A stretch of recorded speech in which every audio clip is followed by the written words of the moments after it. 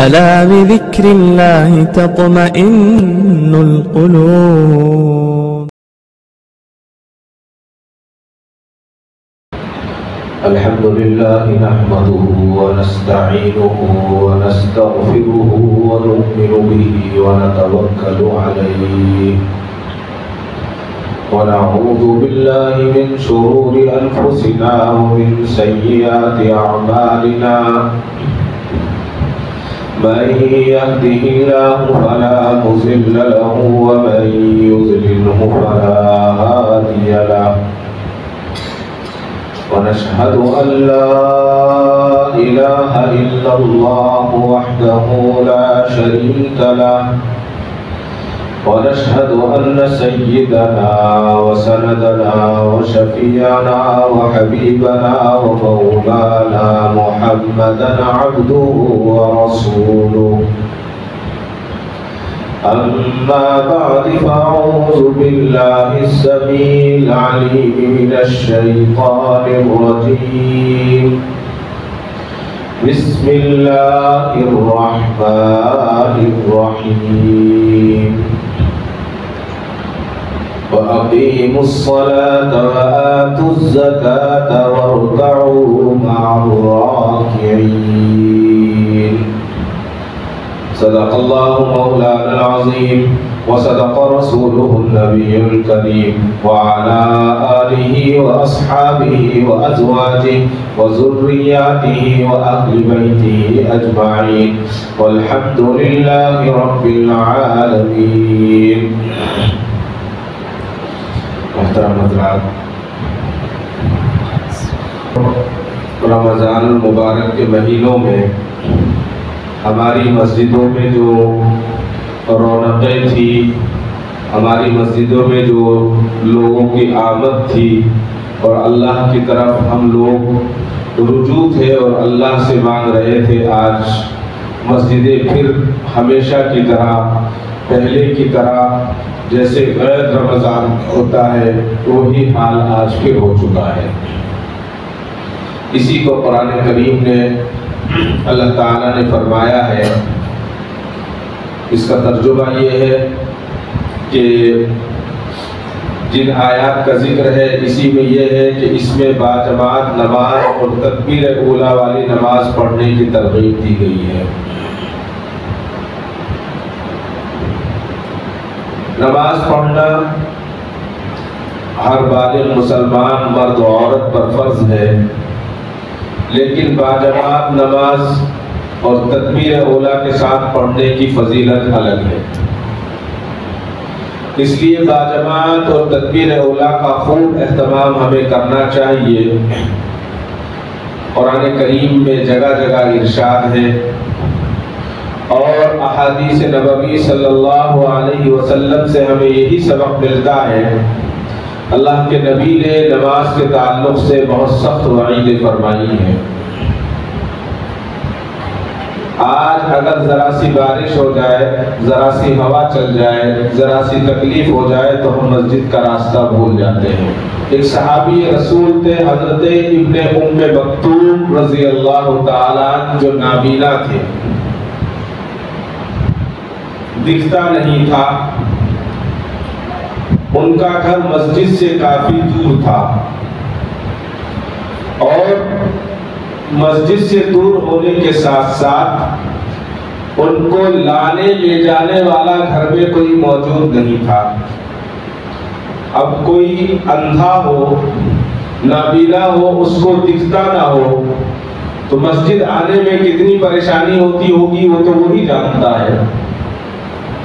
تو حضرت ابن ام مکتوم رضی اللہ تعالیٰ نابینا تھے، وسلم کے ایک امر میں آئے اور آ کر کہا کہ یا رسول اللہ صلی اللہ علیہ وسلم، آپ مجھے جماعت کی نماز میں آنے سے چھٹی دے دیجئے، رخصت دے دیجئے، اس لیے کہ کوئی مجھے لانے والا نہیں ہے اور مجھے پریشانی ہوتی ہے مسجد پہنچنے میں، گھر میرا دور ہے۔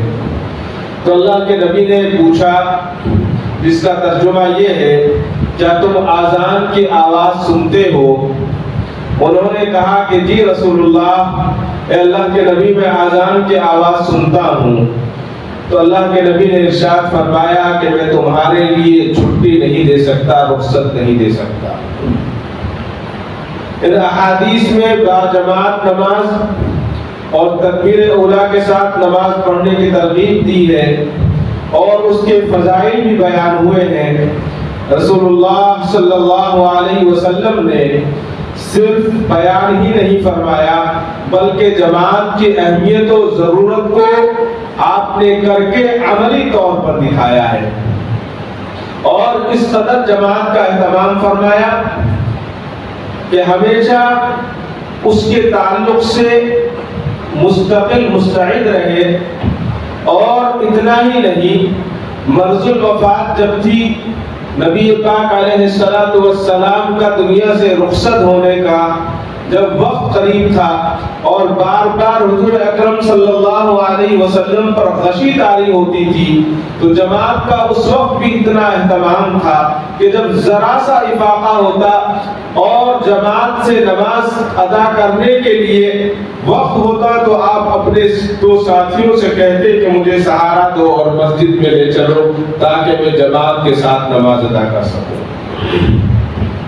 حضرت اماں عائشہ فرماتی ہے کہ نبی اکرم صلی اللہ علیہ وسلم کو گرانی ہوئی اور مرض بڑھ گیا، جب تکلیف بڑھی تو آپ صلی اللہ علیہ وسلم نے ازواج مطہرات سے اجازت چاہی کہ اگر اجازت دے تو میں اماں عائشہ یعنی حضرت عائشہ کے حجرے میں قیام کر لوں۔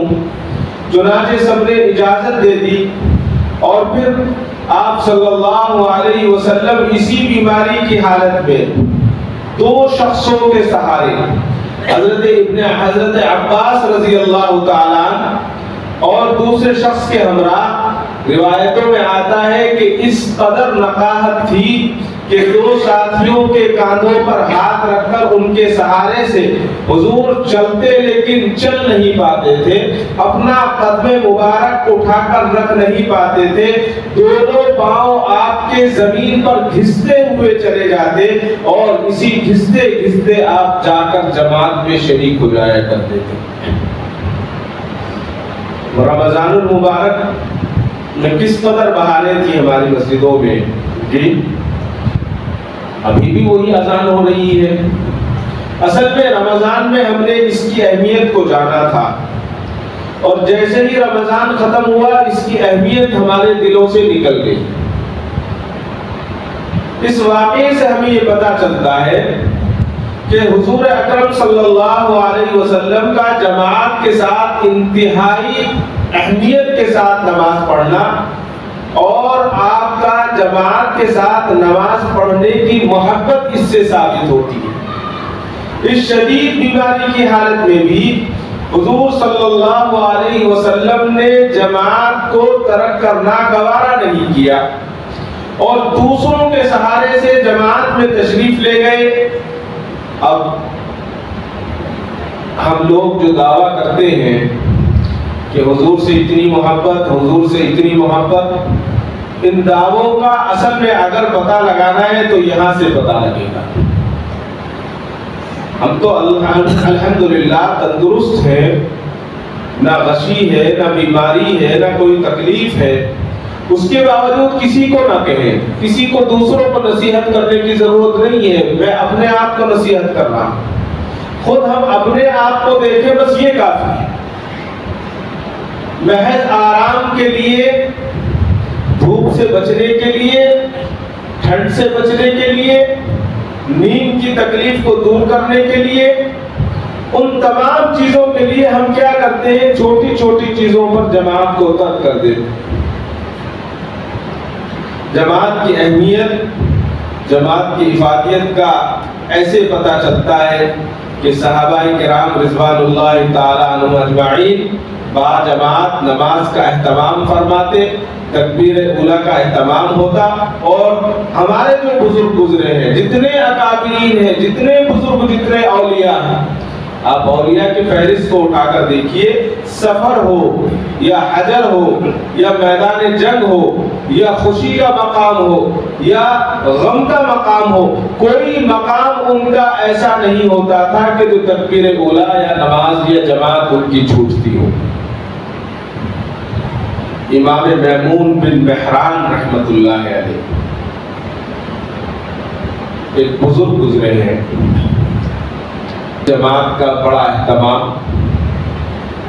اس دور میں جب گھڑیاں نہیں تھی، واچ نہیں تھی، آج تو واچ ہے، دھوپ سے چھاؤں سے اس سے نماز کے وقت کا اندازہ لگایا جاتا۔ ایک مرتبہ مسجد پہنچے، ان کو معلوم ہوا کہ جماعت ہو چکی ہے۔ مسجد پہنچنے پر پتا چلا کہ جماعت ہو چکی ہے تو بلند آواز پڑھا انا للہ و انا الیہ راجعون۔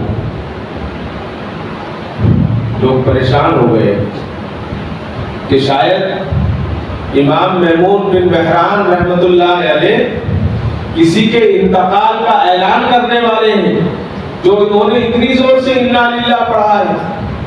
شاید ان کے گھر میں کسی کا انتقال ہو گیا ہے یا کسی رشتہ دار کا انتقال ہو گیا ہے، جو مسجد میں اتنی زور سے انا للہ پڑھا ہے۔ حضرت میمون سے، امام میمون سے پوچھا کہ کیا ہوا، کس کا انتقال ہوا؟ کہا کہ انتقال نہیں ہوا، بلکہ آپ نے فرمایا جماعت کی نماز مجھے عراق کی گورنری سے زیادہ محبوب ہے۔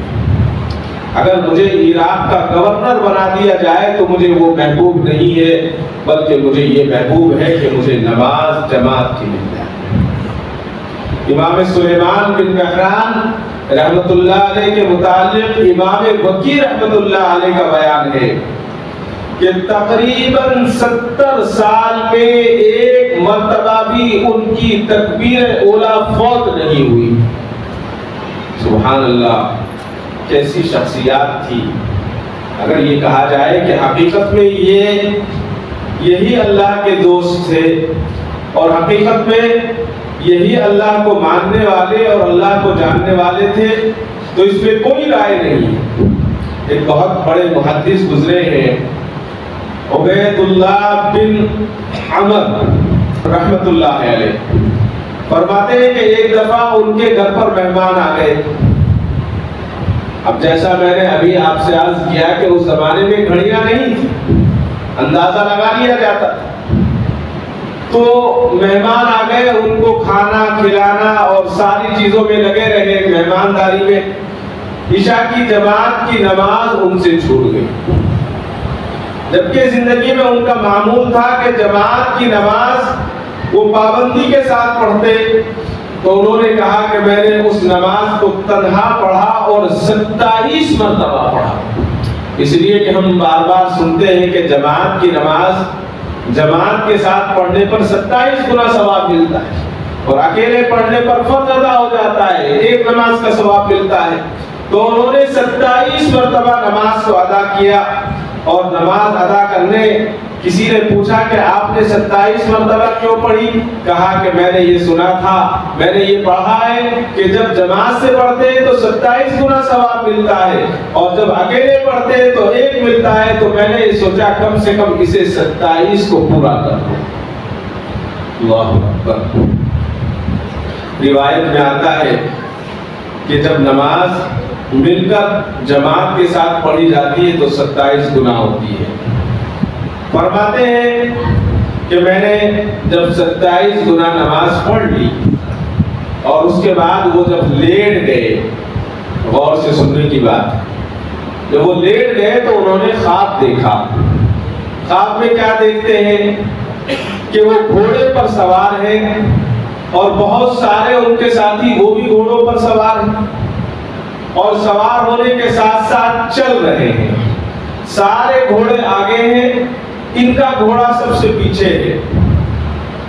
تو یہ بتاتے ہیں عبید اللہ بن قمر بن عمر رحمت اللہ علیہ کہ میرا گھوڑا سب سے پیچھے ہے اور میرا گھوڑا سب سے اچھا تھا، لیکن سب سے پیچھے میرا گھوڑا ہے، میں بار بار اس کو کوشش کرتا ہوں کہ اس کو آگے بڑھاؤں، وہ گھوڑا آگے نہیں بڑھتا۔ آخر جب وہ پریشان ہو گئے اور پریشان ہونے کے بعد ان کا گھوڑا آگے نہیں بڑھتا تو آگے چلنے والوں میں سے کسی نے مڑ کر دیکھا اور کہا کہ تم کیوں آگے بڑھانے کی کوشش کرتے ہو؟ انہوں نے کہا کہ میں چاہتا ہوں کہ آگے نکل جاؤں. تو انہوں نے کہا کہ یہ نہیں ہو سکتا، اس لیے کہ تم ہمارے برابر نہیں ہو سکتے. ہم نے جماعت سے نماز پڑھی ہے، تم نے جماعت سے پڑھی نہیں ہو سکتا. برابر تمہارا گھوڑا پیچھے ہی رہے گا. 27 مرتبہ تم نے پڑھ لیا، یہ ٹھیک ہے، لیکن تم ہمارے برابر برابری نہیں کر سکتے. اور پھر فرمایا کہ اس لیے کہ ہم نے عشاء کی نماز جماعت سے پڑھی اور آپ نے تنہا پڑھی. اور پھر فرمایا کہ اس پر مجھے بہت غم ہوا اور نہایت افسوس ہوا. ایک دو واقعات نہیں، اس طرح سینکڑوں واقعات ہمیں ملیں گے. صحابہ کی بات تو بہت دور کی ہے، آپ ہمارے اس قریب کے بزرگوں کو اٹھا کر دیکھیں، اندازہ ہوگا کہ ہمیں سمجھ میں ہی نہیں آئے گا کہ ان کی زندگی کیسے گزری. امام مرزی رحمت اللہ علیہ، امام طحاوی رحمت اللہ علیہ کے ماموں ہیں. 264 ہجری میں ان کا انتقال ہوا. علامہ تاج الدین سبکی رحمت اللہ علیہ نے ان کا واقعہ زندگی کا لکھا ہے کہ ایک مرتبہ نماز چھوٹ گئی، جماعت چھوٹ گئی. تو اس نماز کو 25 دفعہ انہوں نے دہرایا، 25 مرتبہ پڑھا. شاگردوں نے پوچھا کہ یہ کیوں کیا حضرت آپ نے؟ فرمانے لگے حدیث میں آتا ہے جماعت کی نماز کا ثواب 25 گنا ہے. تو چونکہ میں نے مجھ سے آج جماعت کی نماز چھوٹ گئی، اس لیے 25 دفعہ دہرایا ہوں کہ شاید اللہ رب العزت مجھے جماعت کی نماز کا ثواب عطا فرما دے. حضرت حاتم رحمت اللہ علیہ فرماتے ہیں کہ ایک مرتبہ ان سے جماعت کی نماز چھوٹ گئی. اس کے افسوس کرنے کے لیے بتاتے ہیں کہ میرے پاس حضرت ابو اسحاق بخاری رحمت اللہ علیہ تشریف لائے. بتائیے، نماز کے چھوٹنے پر ایک بزرگ دوسرے بزرگ کے پاس تشریف لے گئے ہیں اور تشریف لائے اور ان کو ان کی تعزیت کی، جس طرح سے کسی کے مرنے پر تعزیت کی جاتی. اور فرماتے ہیں کہ حالانکہ اگر میرا بچہ مر جاتا، میرے پاس افسوس کرنے کے لیے 1000 سے زیادہ لوگ آتے، لیکن میرے پاس اس دنیا کی مصیبت کے مقابلے میری ایک نماز چھوٹ گئی تو صرف میرے پاس ملنے کے لیے حضرت ابو اسحاق رحمت اللہ علیہ آئے، باقی کوئی نہیں ہے. اگر آج ہم کسی کے پاس چلے جائیں کہ بھائی آپ کی نماز چھوٹ گئی یا آپ کا کیا معاملہ ہے، تو لڑائی ہو جائے. کیا سمجھا ہے جی؟ تم اپنے آپ کو مسلمان سمجھتے ہو. ایمان کی کمزوری کی علامتیں ہیں یہ. حضرت میاں جی نور محمد صاحب رحمت اللہ علیہ، اس سے پہلے بھی میں نے آپ کو واقعہ سنایا تھا، صرف نورانی قاعدہ پڑھاتے تھے. میاں جی تھے، نماز پڑھانا، نورانی قاعدہ پڑھانا. غالباً اب 200 سال ہو گئے حضرت کے انتقال. جہاں نورانی قاعدہ پڑھاتے تھے وہاں آج بھی خوشبو آتی ہے اس جگہ پر. لوگ اس کو دیکھنے کے لیے اور سونگنے کے لیے جاتے. وجہ کیا تھی؟ صرف نورانی قاعدہ نہیں تھا، اس کے ساتھ میں اللہ سے جو ان کا لگاؤ تھا، یہ اصل وجہ تھی کہ ان کے وجہ کے تعلق سے حضرت شیخ الحدیث شیخ زکریا صاحب رحمت اللہ علیہ تحریر فرماتے ہیں کہ حضرت میاں جی نور محمد صاحب رحمت اللہ علیہ نورانی قاعدہ پڑھایا کرتے تھے اور اتباع سنت اتنی تھی کہ آپ کی 30 سال تک تکبیر اولا فوت نہیں ہوئی. ایسے ایک دو نہیں، یہ اب کی واقعات ہیں، یہ حال کے ہیں، پرانے نہیں ہیں. ہمیں ایسا لگتا ہے کہ بہت پرانی باتیں ہوں.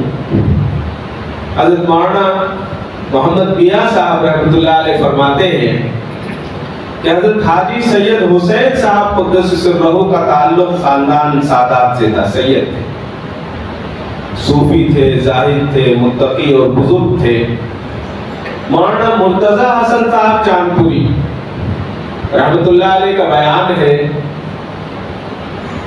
بہت تفصیل ہے، اگر میں تفصیل میں جاؤں لیکن مختصر میں اپنی بات کو صرف نماز پر سمیٹ رہا ہوں کہ آپ کے تعلق سے آتا ہے کہ ایک روز آپ کو بہت زیادہ رنجیدہ پایا، لوگوں نے غمزدہ تھے، بہت پریشان، اور ایسا لگ رہا تھا کہ کسی نوجوان کی موت ہو گئی ہے گھر میں، اور لوگوں کو یہی ڈر تھا کہ شاید حضرت کے یہاں کسی کا انتقال ہو گیا ہے۔ تو لوگوں نے سبب پوچھا، معلوم کیا، تو حضرت نے فرمایا کہ 28 سال کے بعد آج صبح کی تکبیر تحریمہ فوت ہوئی ہے، نماز نہیں چھوٹی۔ فرمایا کہ 28 سال کے بعد آج تکبیر اولا چھوٹ گئی ہے، جس کی وجہ سے یہ غم ہو رہا۔ حضرت مولانا عاشق الہی صاحب بیٹی رحمت اللہ علیہ فرماتے ہیں کہ آج جبکہ دنیا سے اٹھے ہوئے 2 سال ہو گئے، اگر مخلوق جمع ہو کر پوری ہمت خرچ کرے اور یادداشت کو پوری طرح کام میں لا کر مہینوں سوچے، تو انشاءاللہ ایک واقعہ بھی ایسا نہ نکال سکیں گے جس میں آپ کی نماز کا قضا ہونا یا جماعت کا چھوٹنا یا سستی اور کاہلی کا ذرہ برابر بھی شاید ہو۔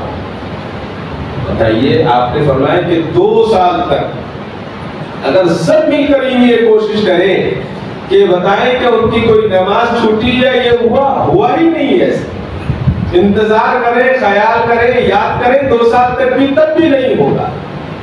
تو یہ بزرگوں کے اقوال ہیں، یہ ان کی زندگیاں تھی، وہ ہمیں انہوں نے بتایا عمل کر۔ اسی طرح سے عصر کی نماز میں ایک دن اتفاق کا واقعہ پیش آیا کہ مولانا یعقوب صاحب رحمت اللہ علیہ نماز پڑھانے کے لیے مصلی پر جا کر کھڑے ہوئے، ملنے والوں کی تعداد بہت تھی، مسافر کی کثرت تھی، عجلت کے باوجود جس وقت آپ جماعت میں شریک ہوئے تو قرات شروع ہو گئی۔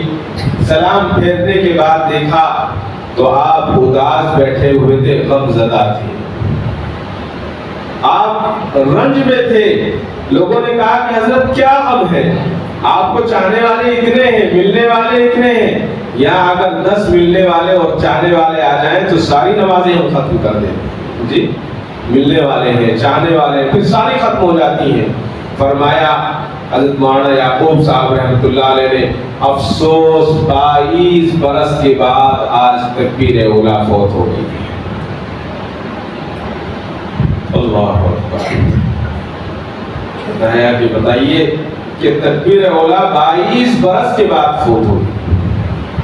حضرت سعید بن مسیب رحمت اللہ علیہ بڑے اللہ والے بزرگ ہیں، ان کے متعلق آتا ہے کہ امام ابو نعیم اصفہانی رحمت اللہ علیہ لکھتے ہیں، جس کا ترجمہ یہ ہے کہ 40 سال سے سعید بن مسیب کا معمول تھا کہ اذان سے پہلے مسجد میں موجود رہتے تھے، اور خود فرماتے ہیں کہ میں نے نماز میں قوم کی گدی نہیں دیکھی۔ گدی کس کو کہتے ہیں؟ گدی کہتے ہیں یہ گردن کے پیچھے والے حصے کو۔ آپ نے فرمایا کہ میں نے نماز میں قوم کی گدی نہیں دیکھی۔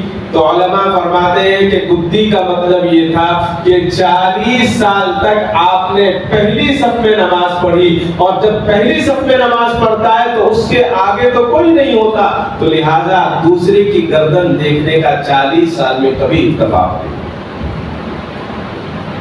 حضرت سعید بن مسیب کا ہے، اور 40 سال تک صف اول میں نماز ادا کرتے رہے، اور 40 سال تک تکبیر اولا کا ایسا اہتمام۔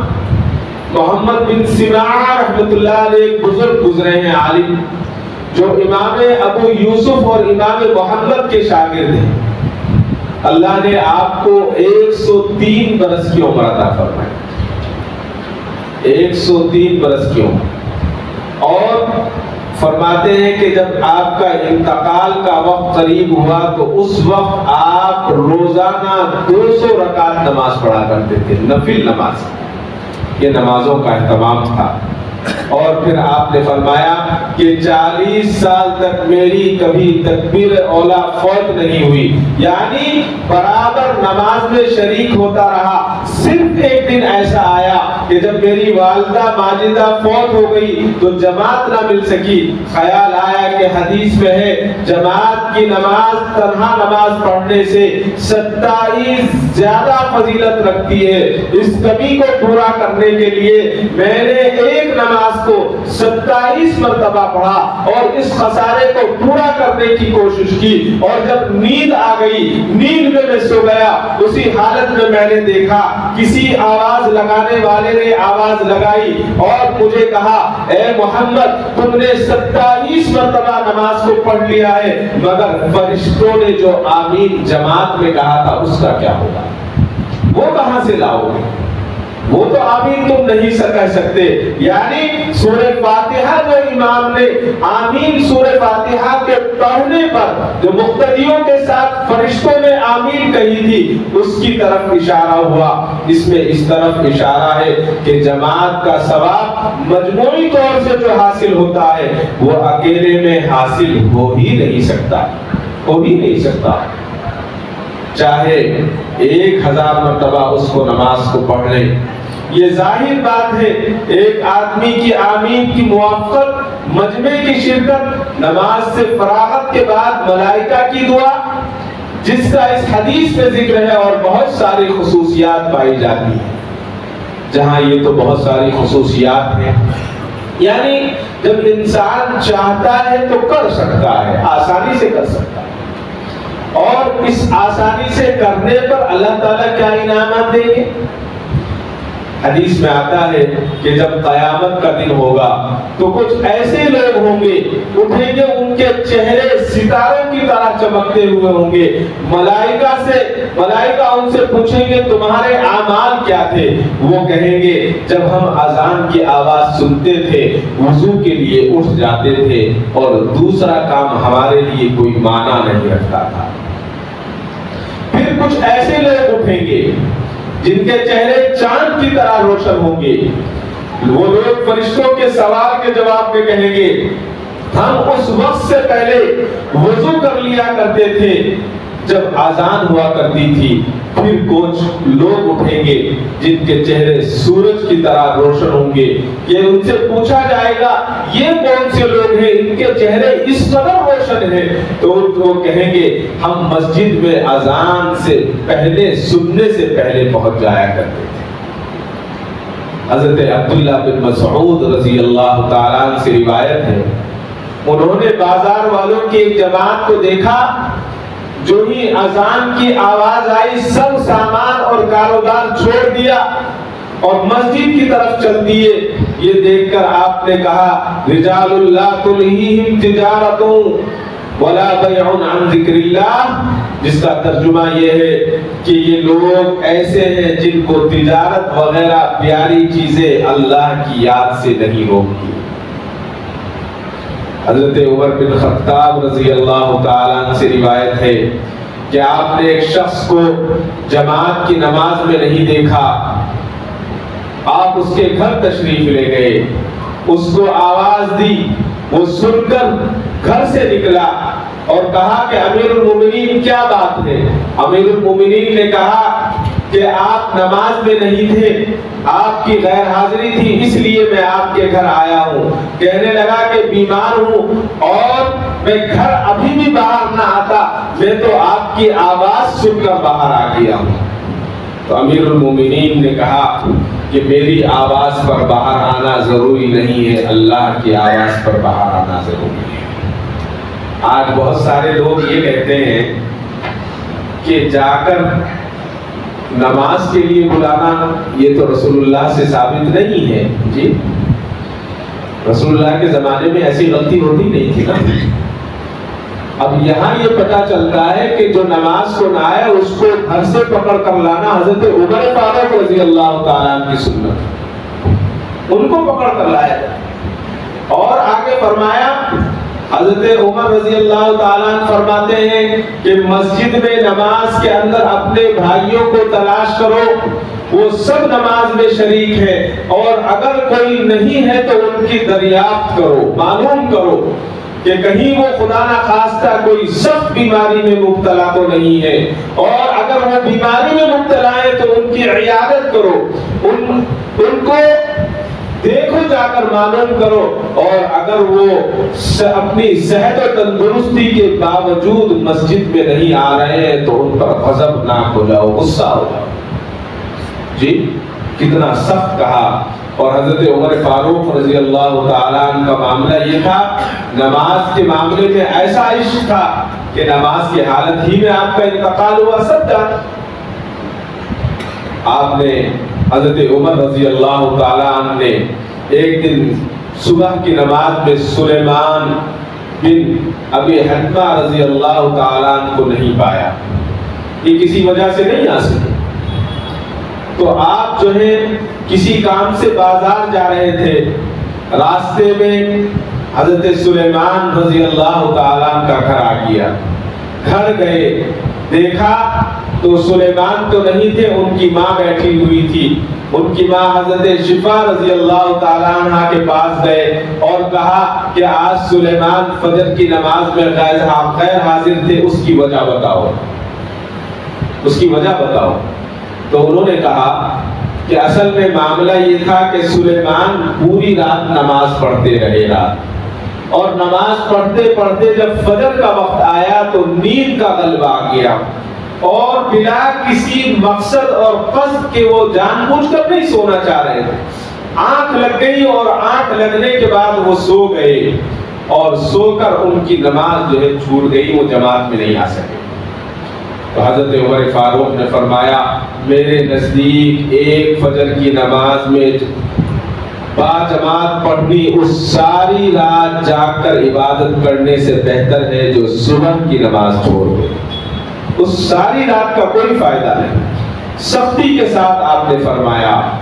حضرت ابن عمر سے ہی روایت ہے، فرمایا کہ رسول اللہ صلی اللہ علیہ وسلم نے ارشاد فرمایا مرد کا جماعت کے ساتھ نماز پڑھنا اکیلے نماز پڑھنے سے 27 درجہ بڑھتا ہے۔ اب تکبیر اولا سے نماز پڑھنے سے کیا فائدہ ہوگا، یہ بھی تو ایک مسئلہ ہے، پڑھ لیں گے۔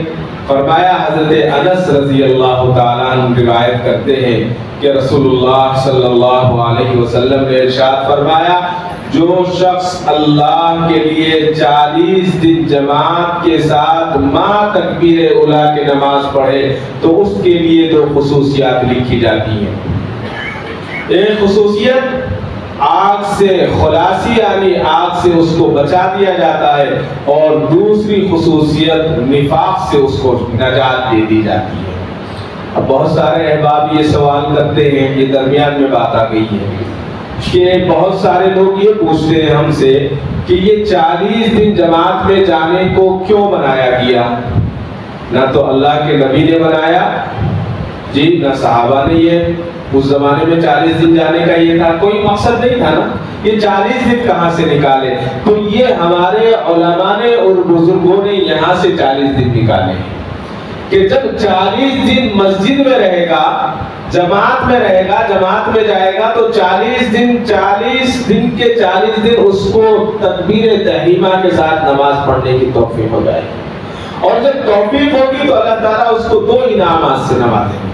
40 دن کے تعلق سے بہت ساری باتیں ہیں، بہت سارے چلے ہیں بزرگوں نے کیے ہیں، ان ساری چیزوں میں 40 دن کے اندر جو ہے جسم کی گندگی دور ہو جاتی ہے، 40 دن کے اندر دل صاف ہو جاتا ہے، 40 دن کے اندر آدمی کو عادت ہو جاتی ہے، اور 40 کا عدد یہ بہت ساری صفات کا حامل ہے۔ جس طرح سے حاجیوں کو کہا گیا ہے کہ جب حج پر جائیں تو کم سے کم 40 نمازیں پابندی کے ساتھ مدینے میں ادا کریں، تو اسی طرح 40 نمازیں وہاں ادا کی جاتی ہیں۔ یہ ایک الگ، بالکل ایک الگ ٹاپک ہے، الگ موضوع ہے، اگر اس پر بات کی جائے گی تو بہت زیادہ وقت لگے گا۔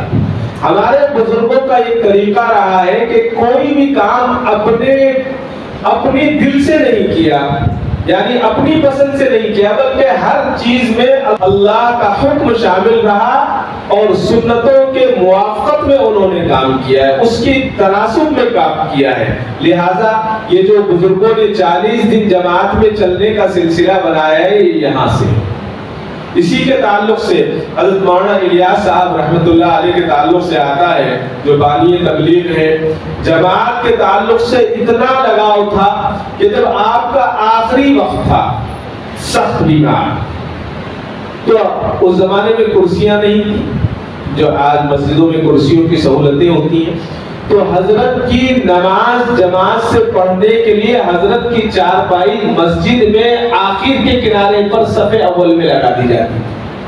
بتائیے اگر ہمارے یہاں چارپائی کب آتی ہے مسجد میں؟ کہنے کی ضرورت نہیں ہے، چارپائی تو اسی وقت آتی ہے جب ختم ہو جاتا ہے، جب اکڑ جاتا ہے۔ حضرت زندہ ہے، باحیات ہے، کمزور تھے، چل نہیں پاتے تھے، اٹھ نہیں پاتے تھے، تو حضرت کی چارپائی مسجد میں جماعت کے ساتھ شامل کی جاتی تھی اور حضرت اس پر نماز ادا کیا کرتے تھے۔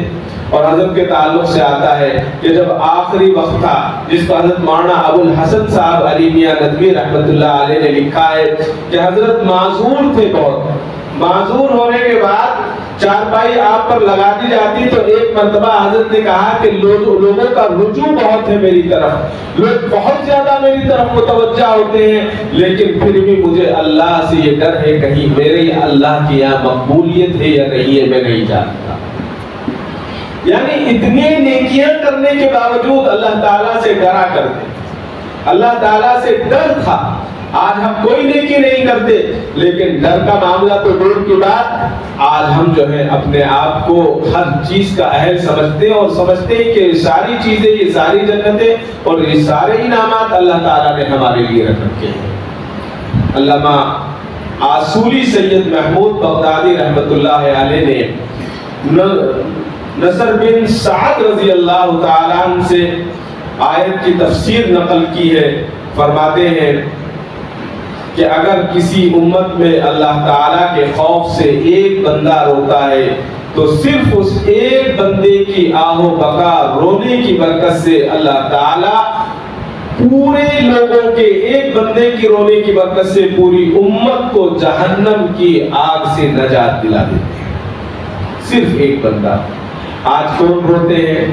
وہی لوگ رونے والے ہیں جو اللہ تعالیٰ سے محبت کرتے ہوں، اور اللہ سے محبت کون کرے گا؟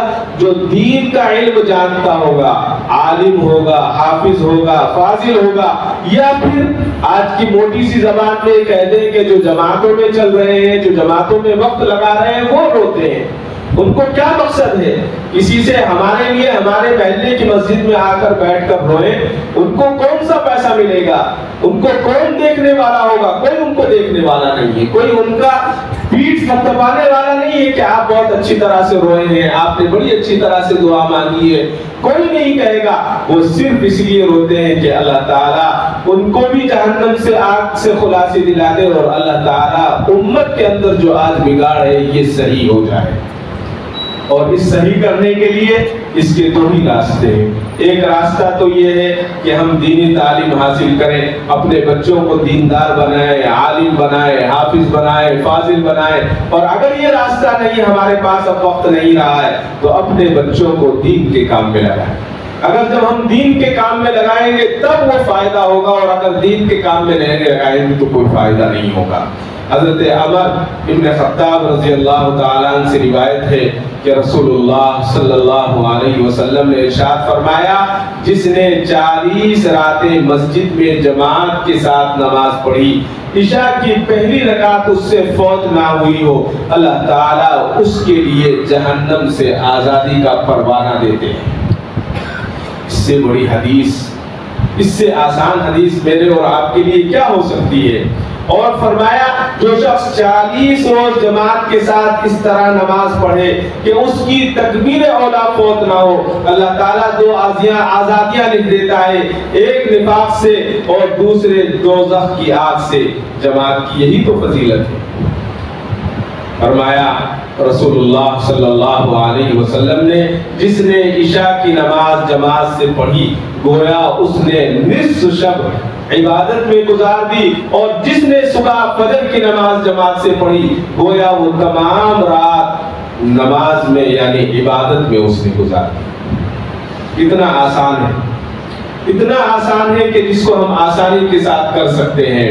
حضرت ابو ذر رضی اللہ تعالیٰ عنہ سے روایت ہے کہ رسول اللہ صلی اللہ علیہ وسلم ایک دن سردی کے ایام میں خزاں سے نکلے، باہر نکلے، درختوں کے پتے جھڑ رہے تھے، تو آپ نے ایک درخت کی 2 ٹہنیوں کو پکڑا اور فرمایا کہ ابو ذر دیکھتے ہو کہ پتے کس طرح سے جھڑتے ہیں، پتوں کو ہلایا تو پتے جھڑنے لگے، تو فرمایا کہ اللہ کے نبی آپ زیادہ بہتر جانتے ہیں، میں آپ کے سامنے حاضر ہوں۔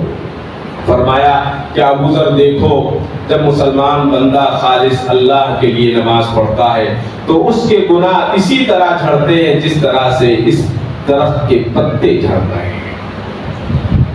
اللہ اکبر، کتنا آسان! وضو کریں گے تو گناہ جھڑیں گے، پاک صاف ہو جائیں گے، مسجد میں آئیں گے تو گناہ ختم ہو جائیں گے، اللہ سے قربت حاصل ہوگی۔ جب سجدے میں جائیں گے تو اللہ کے اور انسان کے درمیان جو 70,000 پردے ہیں، اللہ تعالیٰ ان پردوں کو ہٹا دیتے ہیں اور اللہ تعالیٰ سے بالکل آمنے اور سامنے ہو جاتا ہے۔ تو جس طرح سے ہم رمضان المبارک میں اپنی مسجدوں کو ہم نے آباد رکھا تھا، ہمارے لیے یہ جو مہینہ تھا یہ ٹریننگ کا مہینہ گزرا، ادھر ٹریننگ ختم ہوئی ادھر سب بھول گئے، ایسا نہیں ہے۔